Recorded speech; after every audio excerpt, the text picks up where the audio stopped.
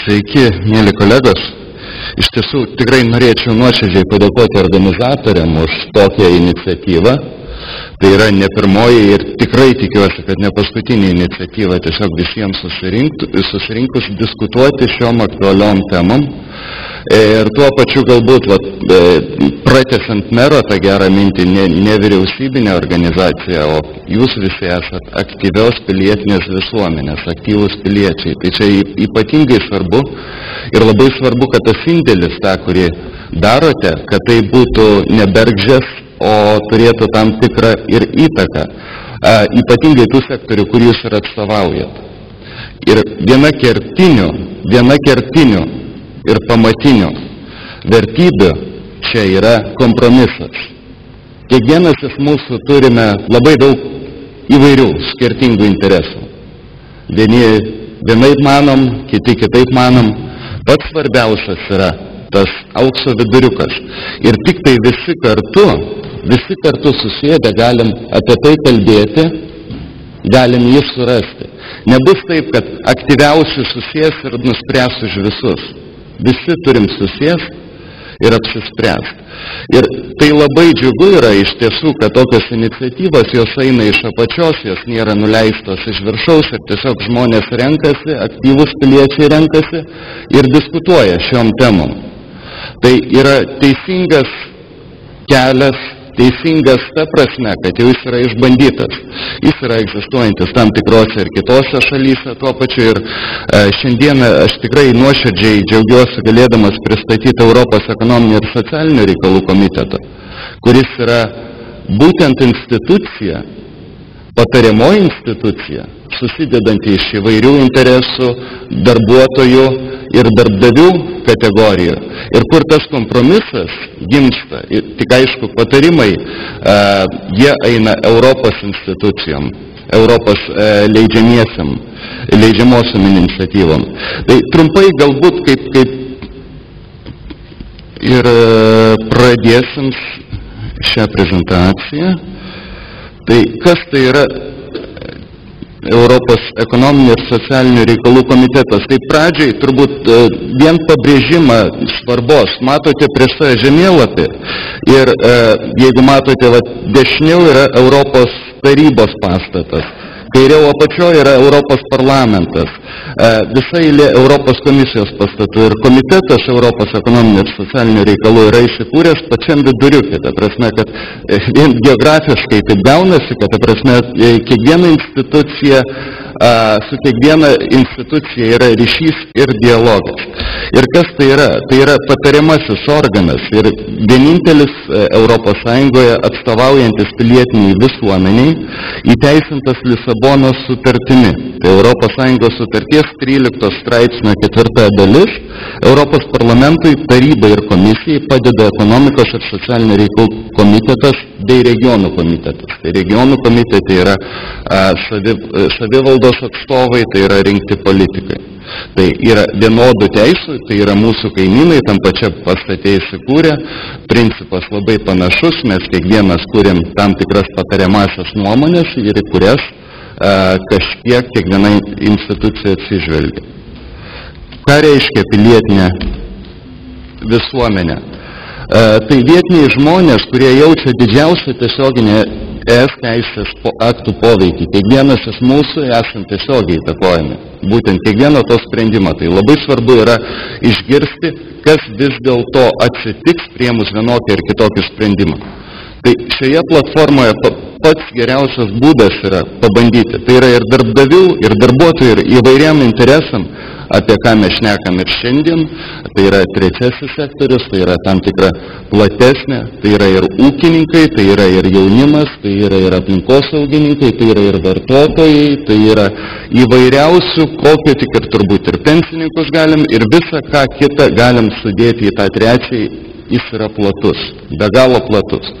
Ir čia tikrai turbūt darbas tas yra įdomiausias. Aš asmeniškai taip pat esu trečioje grupėje, būdamas ūkininko atstovas iš Lietuvos Respublikos žemės ūkio rūmų. Ir patikėkit manim, tų nuomonių, tų vizijų, kiekvienas iš mūsų narių yra savaime tam tikra asmenybė su absoliučiai kitokiu požiūriu ir su kiekvienu reikia susiderinti. Tai tikrai yra įdomu ir tai tikrai yra pamokantis dalykas, tiesiog ieškant to kompromiso. Ir tiesiog vėlgi pastaruoju metu yra savotiška tokia susidaręs įspūdis. Ir ne tik Europos Sąjungoje, bet turbūt ir Lietuvoje matom tą, kad dažnai nevyriausybinės organizacijas bandoma perteikti kaip aktyvius lobistus, stengiančius kažką lobiuoti, taip sakykime.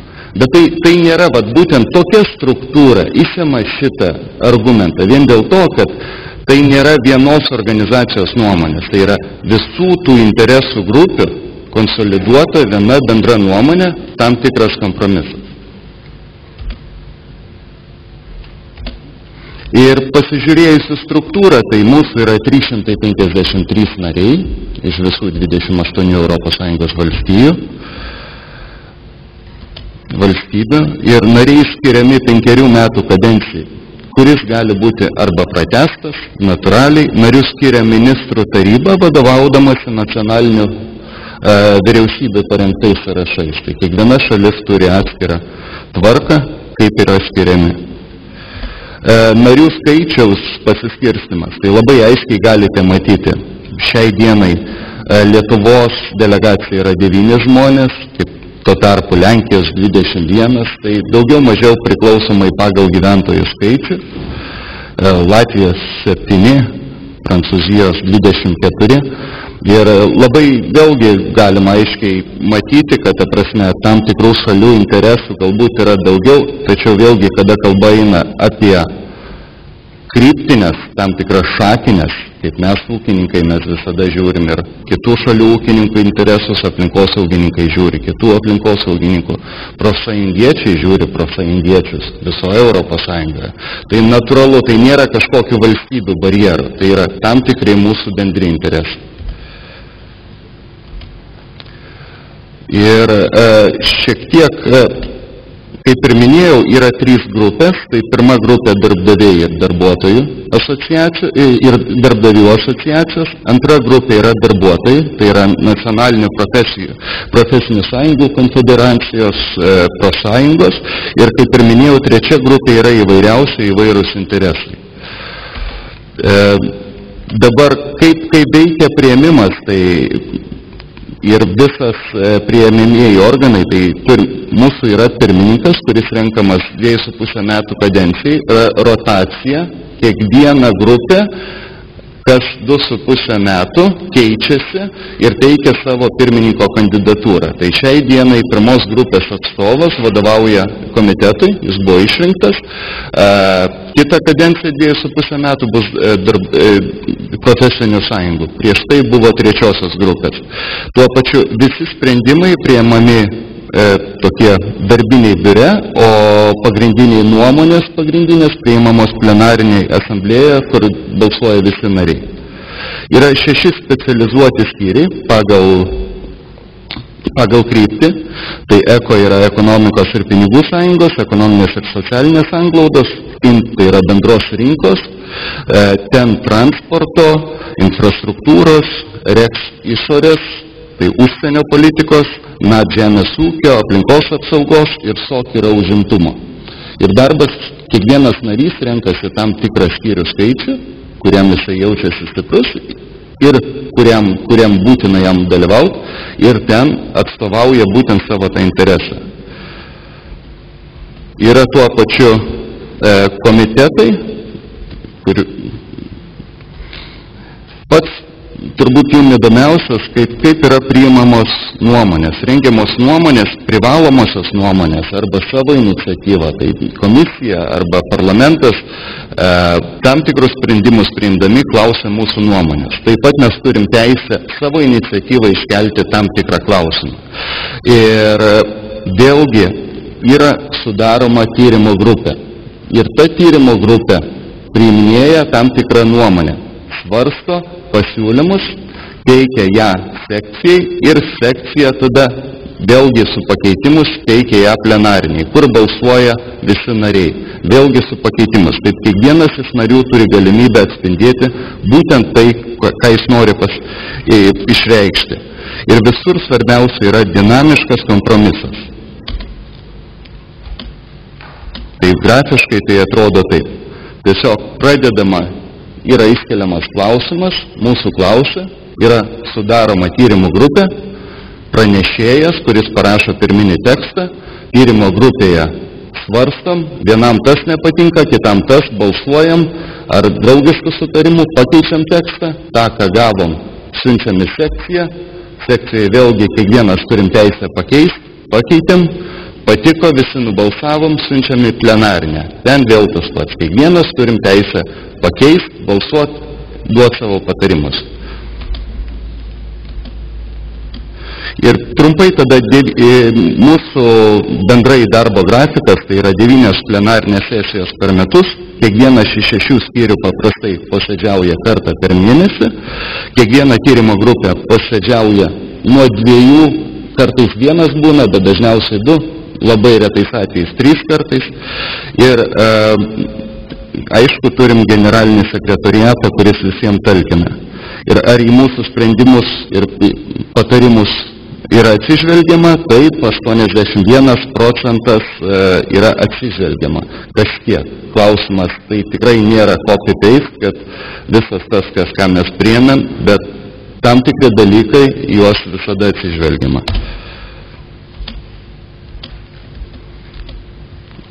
Ir tada pats pagrindinis dalykas,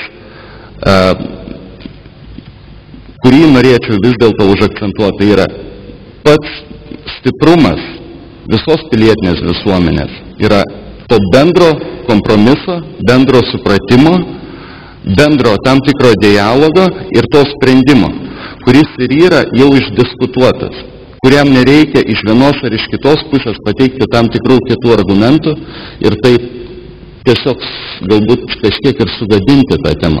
Tai labai svarbu, kad visi į tai pasižiūrėtumėm pakankamai rimtai ir jeigu apie tokias galimybės ateityje svarstant, tai iš tiesų tas modelis jis yra pritaikytas ir keliose šalyse Europos Sąjungos ir galima pasižiūrėti pavyzdžių tikrai pakankamai daug.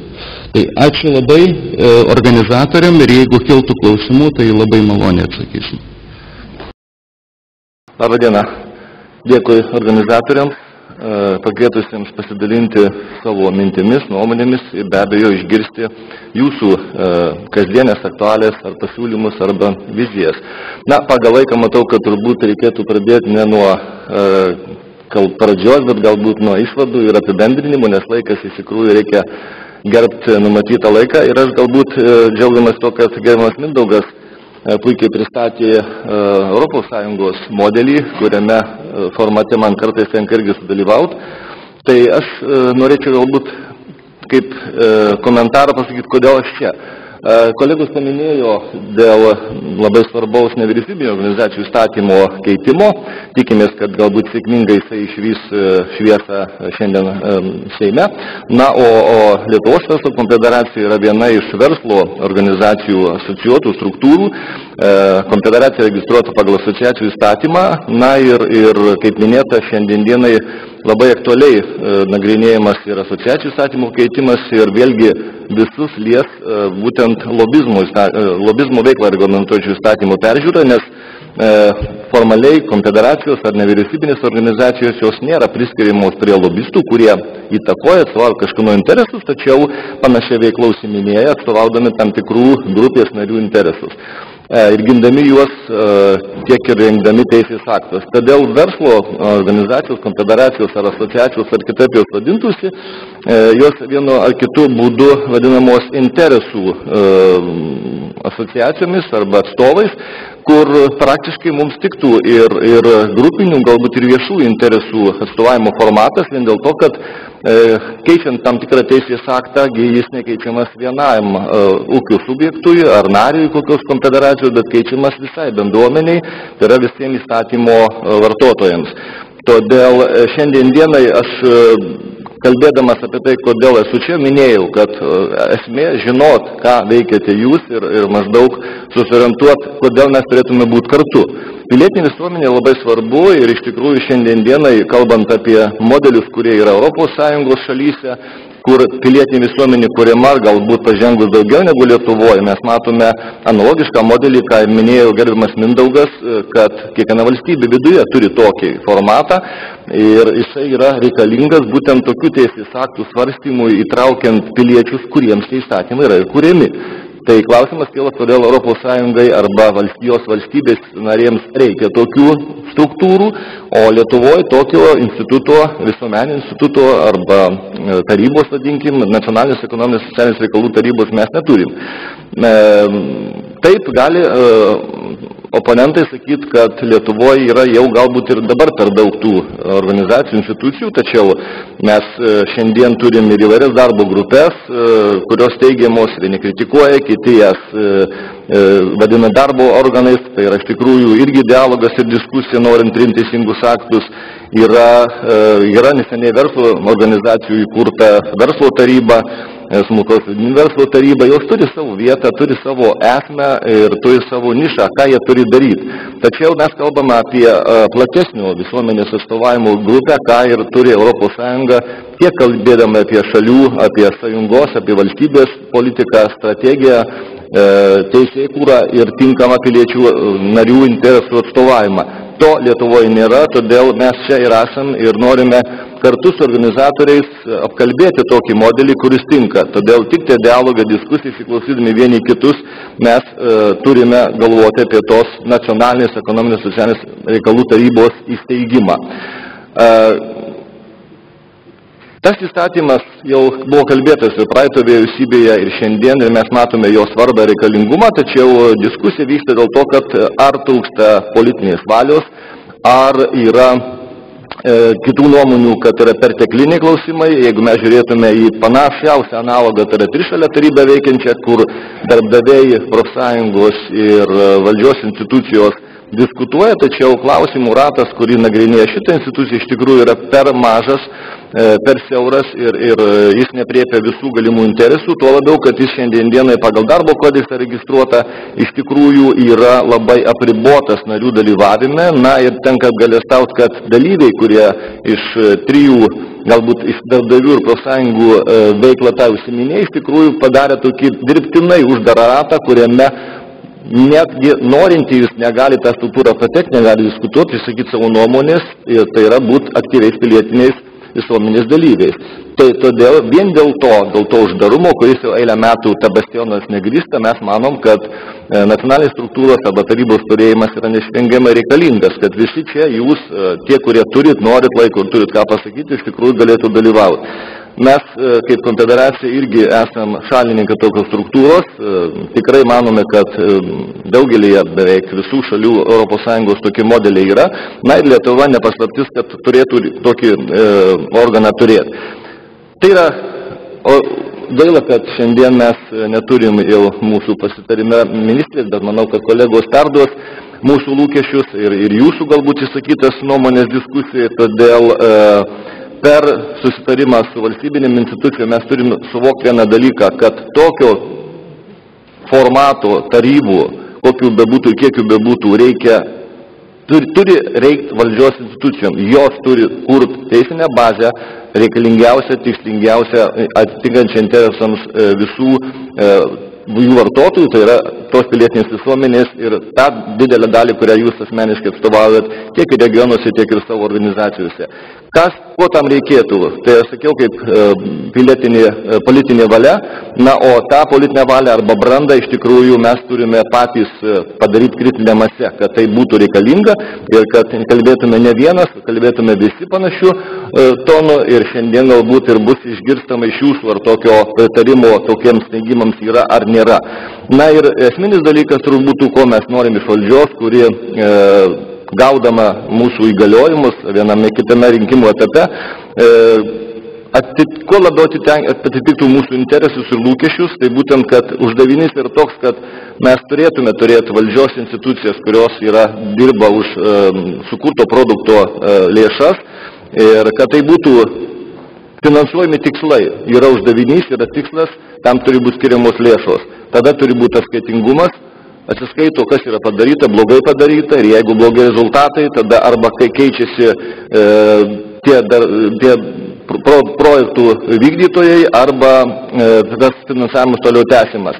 Tik tai tokiu būdu mes įteisinsim atsakomybę, tik tada turėsim savo lūkesčių, interesų patenkinimą ir tik tada galės būti pilietinė visuomenė aktyvi dėl to, kad jinai kuria, jaučia, ką jinai daro ir gauna iš to rezultatą. Todėl dėkodamas už gausų jūsų susirinkimą, organizatoriams už šią iniciatyvą, manau, kad tai turi būti tęstinis ilgalaikis procesas, kuo mes daugiau kalbėsim, kuo ratas platesnis bus, tuo mes galėsim pasikeisti nuomonėmi ir kurti tokias struktūras, tokias formatus, kuriame būtų galima išsakyti, būti girdimiems ir turėti rezultatą, kurio mes norime.